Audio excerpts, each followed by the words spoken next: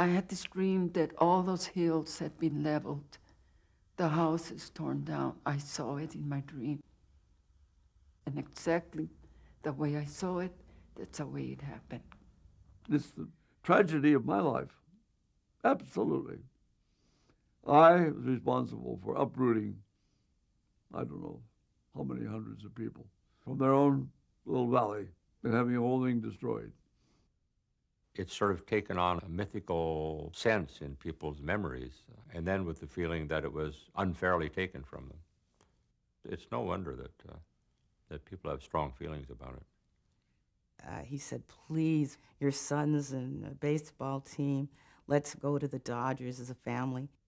I'll never go again. I hated it. I didn't enjoy it. It was like dancing on a grave. 1962. In Chavez Ravine, a few miles from downtown Los Angeles, baseball fans crowd the bleachers of the brand new Dodger Stadium to welcome their team from Brooklyn. The stadium sits on 170 acres of freshly cleared land that just 12 years earlier was home to over 300 families. The neighborhoods of La Loma, Palo Verde, and Bishop, the neighborhoods of Chavez Ravine.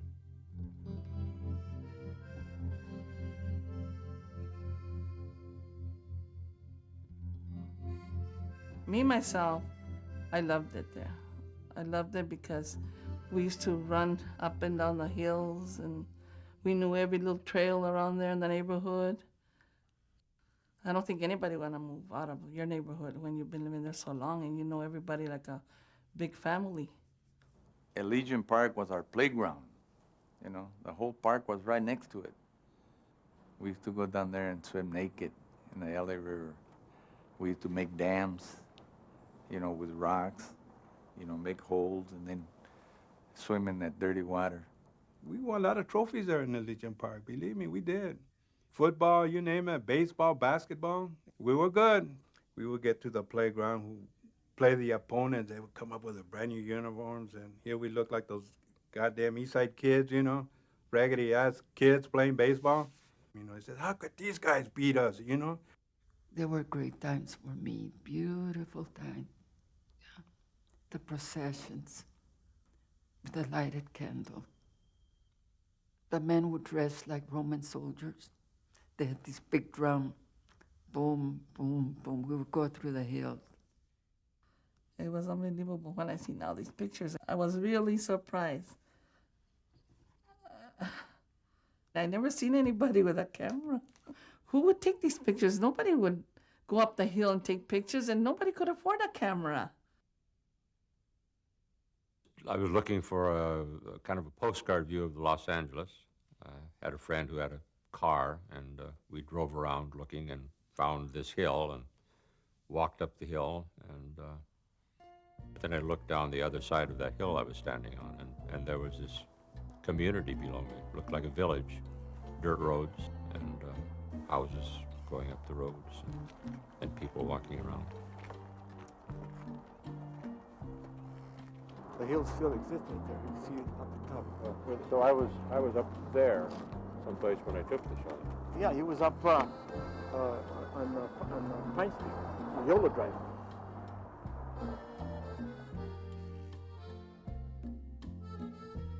I made the photographs in 48 and most of them in 1949. And I had very little luck in showing them or in getting anybody to even look at them.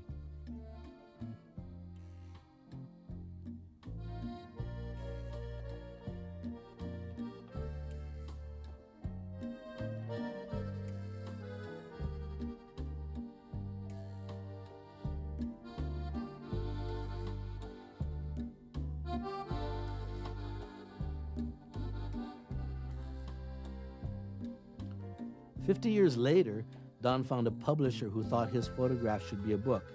And for the first time, they were seen by the people of Chavez Ravine. Got a card table, and a couple of chairs with a box full of photographs from 1949.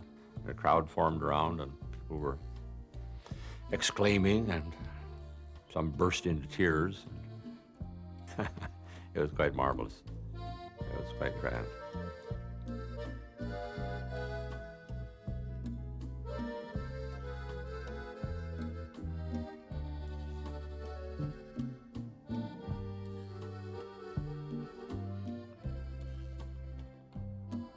Every time I see that book, I feel like crying. Like I could see the house where I was born. Like my daughter was born there. My daughter was born, my wife was born there too.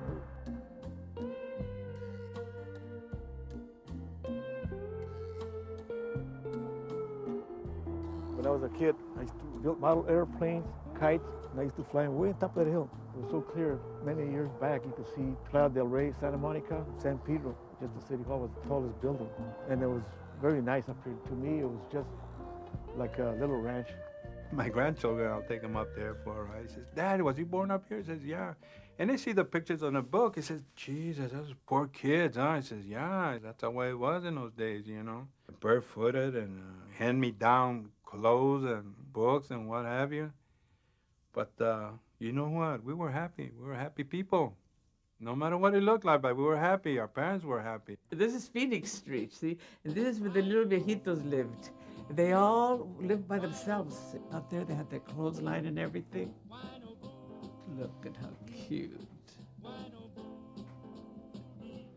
And a lot of them weren't that old, but they had a beard. They used to say that some said that they were Russians. We used to make like sleds out of Cardboard boxes. From Kelvinator or Gaffers and Sadler, with the stoves or whatever came in. And just slide down. It was like a toboggan, except it was grass. About 20 minutes to get up there again. That was our recreation. When I see now these pictures, I was excited about seeing them, but then I was kind of mad, resentful about what happened when we had to move out. In July 1950, the city of Los Angeles sent letters to the residents of Chavez Ravine, notifying them that they would have to sell their homes to make way for low-income public housing. Frank Wilkinson of the City Housing Authority led the project. Our city was the first city in the nation to get the first $110 billion in today's money, for public housing in LA, where we were going to build 10,000 units.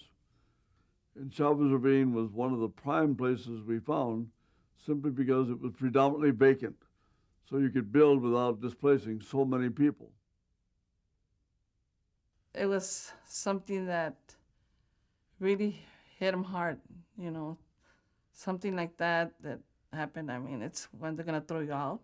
They were forcing us out, really. And what they gave everybody for the property that everybody had, it was not enough. They would tell us, if you don't sell, we're going to condemn your property. You won't get anything out of it. So that scared us, a lot of people there.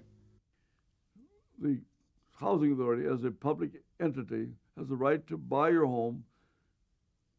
They'll pay you a fair market value, and then you are required to sell.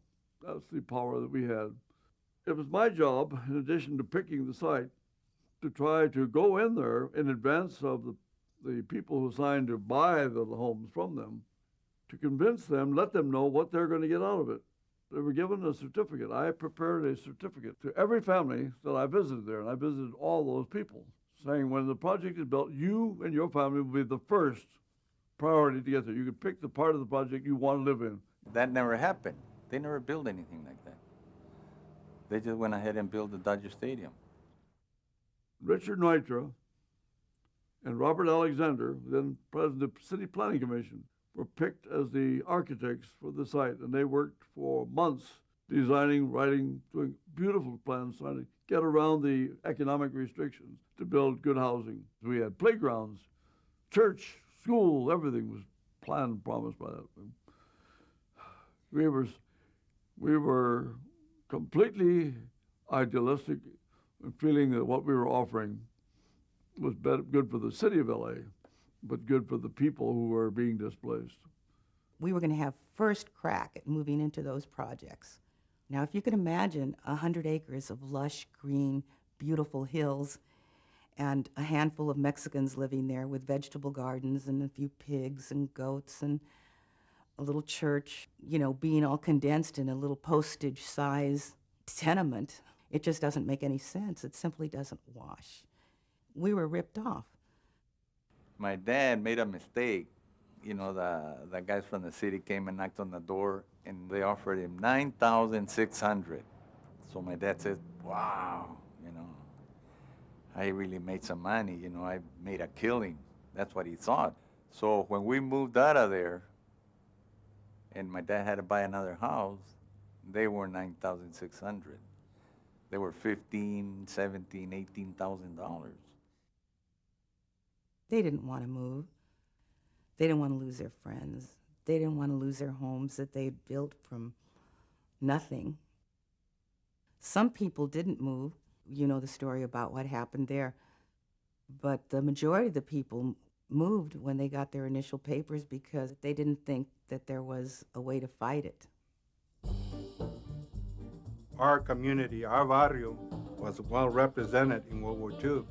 And some of our GIs, our veterans, were coming home from the wars. And at that time, they were getting the news that the people were going to be uprooted from the neighborhood. And I remember my uncle meeting with some of his war veterans in front of my grandma's house. He says, there's a bunch of bullshit what they're trying to do to our parents and to us. Our government was good enough to take us out of our neighborhood to fight a war. We come home to what? To find out that they're going to uproot us from my neighborhood? That was a bunch of bull, they would say. Carnal, póngase abusado, ya los tiempos han cambiado. Usted está muy agüitado y está mucho atravesado. Antes se baila del swing, boogie woogie, jitterbug, pero esto ya torció y esto es lo que sucedió. They had a big meeting over at Legion Park with the city officials and community people. And my grandma got up, you know, and he says, you don't have no right to, in Spanish, right? He says, you don't have no right to buy us out or kick us out of our neighborhood. A lot of my kids, a lot of my grandchildren were raised and born here. And then she says, besides you bastards, my son died for my property. Can you replace my son? And she started crying, that was it. It was very sad that we had to move away because we were like a big family. And a lot of my friends were there too, my cousins. And the one that really hurt me a lot was my grandmother. My father bought property out in Lincoln Heights, and she couldn't go with us because we were too many. I remember looking at my house. I knew I wasn't going to see it again. I just looked at it once, and I refused to look at it again because I knew I was going to break down. My mother was already all broken, and she needed somebody to be strong for her. My father built that house. I was born there. It had a vine growing, and it covered all the roof front. And in spring, it looked like it was wearing a white crown.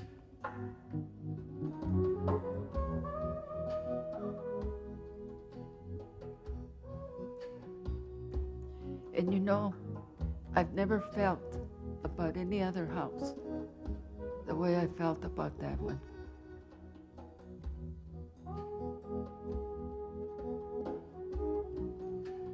By August 1952, Palo Verde, La Loma, and Bishop had become ghost towns. The city's acquisition of the land designated for the housing site was nearly complete. Condemnation proceedings were underway against the few property owners who still held out. It was in one of these hearings that the Elysian Park Heights housing project was dealt an unexpected blow. We had a tremendous support for the program. Pretty well finished the engineering and the architectural work. The only people who were opposing it were what is commonly called the real estate lobby. It was headed up by the Apartment House Owners Association and other people like that. They called it creeping socialism. They were trying to discredit it every way they could. They had petitions, they had initiatives to try to kill the program. We should have been more suspicious than we were. As I remember, it was a very large site with vacant land. The owner of that property was a prominent business person downtown LA, and he demanded, I think, $100,000, and we were fighting with them over value. He wanted as much as he could get. When out of nowhere, this lawyer for the property owner turned to me and said, "Now, Mr. Wilkinson, I want to ask you, what organizations, political or otherwise, have you belonged to since 1931? He didn't say, "Are you a communist?" He said, "What have you belonged to?" I just turned to the judge and said, "I refuse to answer that question." Everyone, any lawyer would immediately say to the judge, "Irrelevant and immaterial." If that man had said that word, I would still be here today, and the project would have been built. But my lawyer said nothing. Not a word. He's just pale white. He told me later, "Frank, if I had objected to that question, the people would have known that I, meaning he, was a communist because I objected to that question." I said, "What about me?" He said, "Well, you have a problem too." One of the top communist agents assigned to Operation Abolition is Frank Wilkinson, recently convicted for contempt of Congress for refusal to answer questions concerning his Communist Party membership and activities. Listen to this interview closely, because in it you will hear Frank Wilkinson, a communist agent, explain his communist jargon. In the committee hearings today, you were called an international communist agent. Are you a communist? Until they have resolved this matter and declared these kind of questions under compulsion to be illegal and unconstitutional, I refuse to answer the questions away from the committee, just as I refuse to answer them directly to the committee when I've been called. I was fired. I'm out, destroyed, really destroyed, neutralized is the way the FBI listed it. They successfully neutralized me. Crews of television people arrived at the courtroom, walked in to take pictures of the whole scene. Mayor Bowen was removed. He would have been a shoo-in in 1953. If this was reported to the press, the Times and other papers crusading against the mayor, Bowen was wiped out. And the new mayor, Norris Polson, came in and started the negotiations to turn the site, not back to the people, but to turn it over to Walter O'Malley and the Brooklyn Dodgers.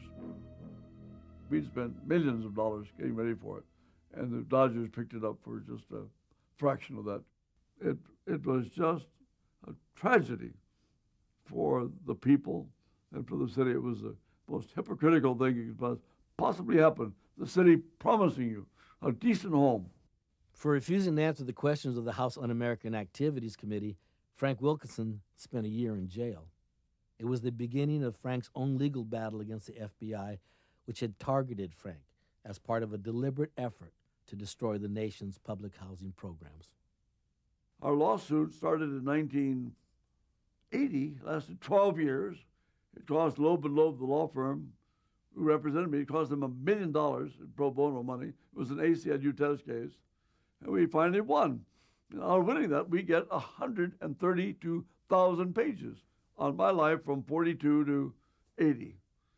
And in there is the story of Chavez Ravine.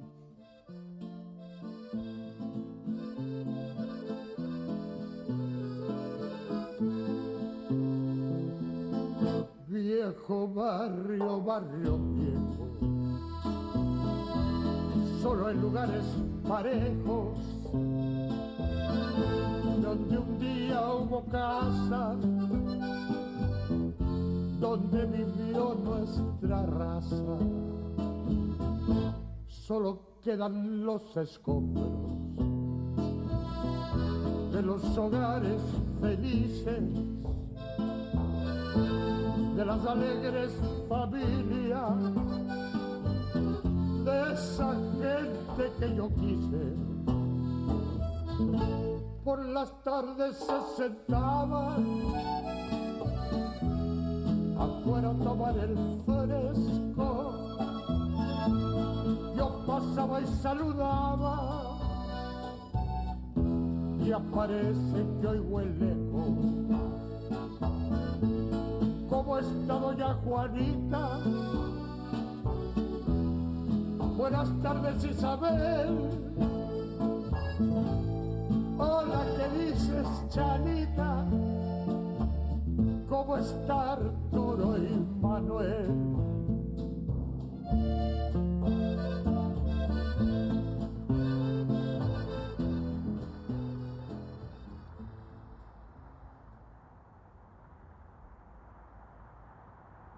There was a house here. There's their backyard right here.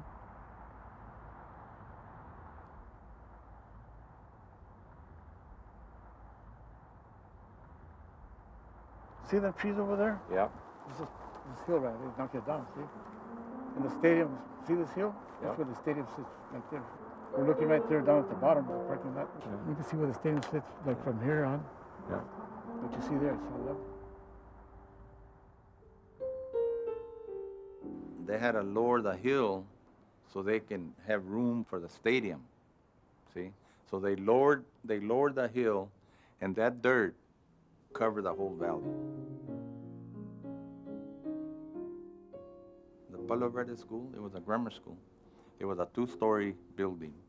They took the roof off the school, you know, and the floors and everything, and just left the walls, and they just filled it with dirt and eventually covered it.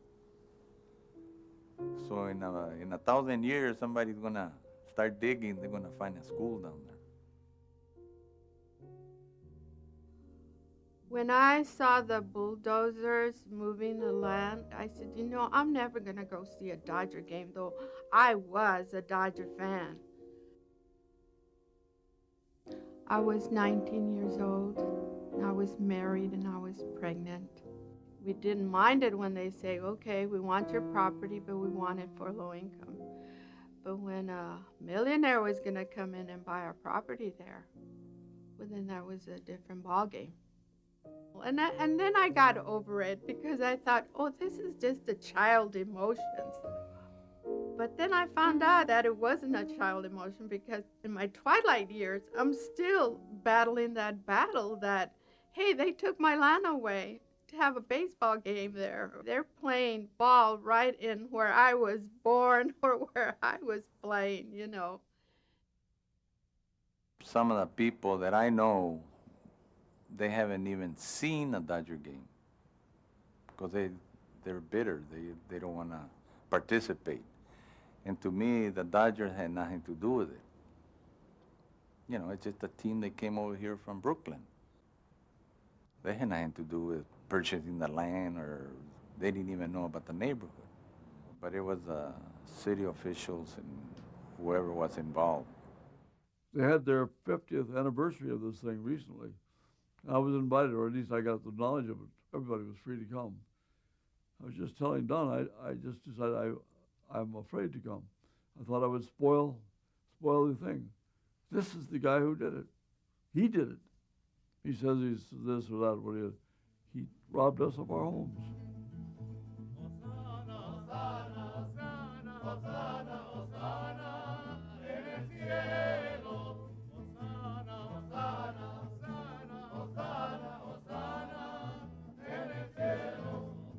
I went to one reunion, and they handed the Dodgers olive branches, symbolically. I was 2 months old when the Dodgers moved to Los Angeles. Just wanted to clarify. I was 2 months old, and honestly, when we started working with the community, I didn't understand what took place 40 years ago. I didn't understand what happened in the communities here.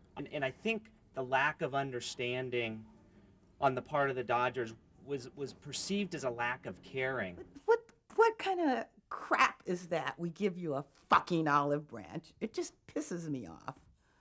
So it's a beautiful stadium. I love the Dodgers. I'm a fan of them.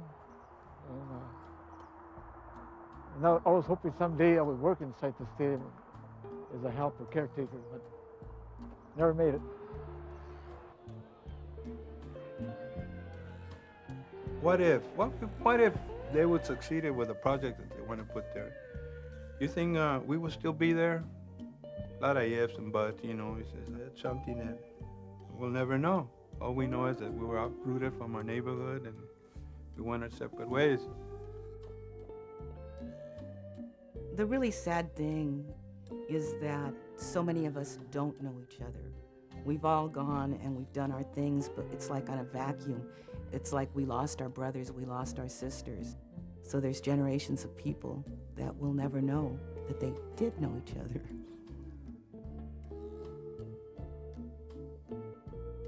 A lot of time passed. I think it was about a dozen years.